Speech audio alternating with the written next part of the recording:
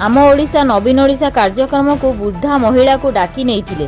वृद्धा महिला जनक मीटिंग चलीथिबा बेले तले पड़ी गुरुतर होई आंबुलांस जोगे हॉस्पिटल आसी सालाइन लगी चिकित्सा होउछंती। अथच बीजेडी दलर कौनसी नेता वृद्धा महिला स्वास्थ्य व्यवस्था बुझिबा आसी नांती। एभली घटना घटी कटक जिला सालेपुर ब्लॉक अधीनस्थ पिकोल पंचायत रे।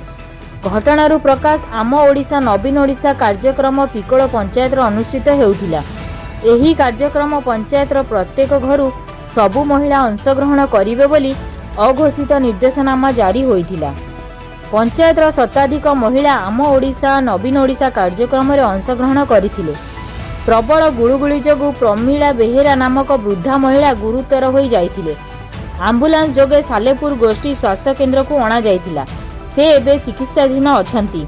दुख परितापर विषय वृद्धा महिला स्वास्थ्य अवस्था बुझिबा पई बीजेडी कौनसी नेता न आसीबारु प्रमीला परिवार लोके असंतोष प्रकाश करिसेंती।